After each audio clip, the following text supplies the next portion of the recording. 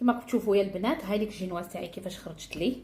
بسم الله ما شاء الله. كما راكم تشوفوا، شوفوا مطاطيه ما شاء الله. هاي ليك كما راكم تشوفوا قدامكم. معاكم حوريه كويزين يا البنات. اليوم نحضروا الكيك الايطالي اللي راهو طوندونس، اللي راهو داير حاله.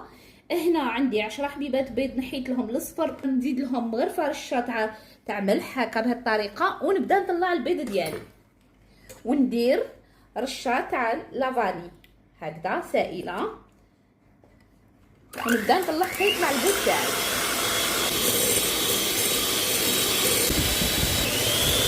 هنا تجيبوا السكر تاعكم في 120 غرام، تفرغيه غير بالعقل وراكي تدوري.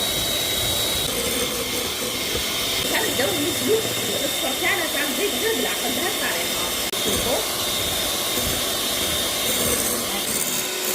هنا عندي 320 غرام تاع الفارينه، نبداو نحطو فيها غير بالعقل وندورو هكا بهذه الطريقه كما كنتو تشوفوا البنات هكذا، ونبدا ندخل فيها غير بالعقل بلا ما نحبط هاد لا تيكستور تاعي. لازم ندخلها هكا بهذه الطريقه غير بالعقل. ندخل الفارينه تاعي هكذا كيف نزيد شويه تاع الفارينه بهذه الطريقه غير بشويه هكذا، ونزيد ندخل هكذا. ما تقلقوش غير بالعقل، ندخلوا كاع الفارينه لداخل. شوفوا هنا بعد ما دخلت كاع الفارينه تاعي كما راكم تشوفوا، كي تعودوا تقلبوا هكذا ما تشوفوش الفارينه، عرفوا بلي دخلت كاع بلا ما حبطت هذيك لا تيكستور تاعي تاع الكيك.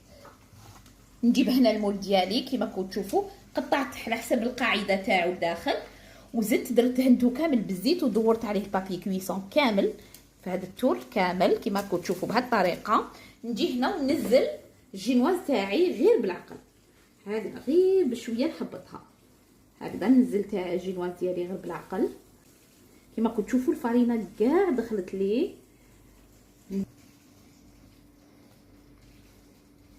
هنا بعد ما حطيت الخليط تاعي كامل يا البنات، نجي هنا وندير هكذا باش نحبط، ننزل شويه هذاك كيما نقولوا الاخر، نديرو هكا نخلط لداخل باش ننزل هذاك الانتفاخ شويه بهذه الطريقه كامل. ها فوالا، ونحطو في الفرن على 175 درجه.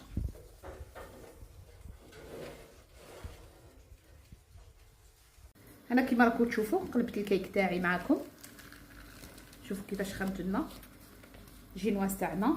ها شوفوا بسم الله ما شاء الله. نجو هنايا نحو هذا بهذه الطريقه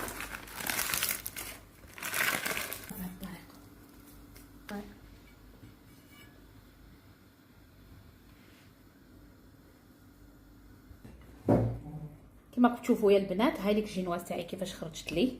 بسم الله ما شاء الله. كما راكم تشوفوا، شوفوا مطاطيه ما شاء الله. هاي ليك كما راكم تشوفوا قدامكم. ها صورها لكم. هاي ليك، وهذه هي النتيجه النهائيه تاع الجينواز تاعنا.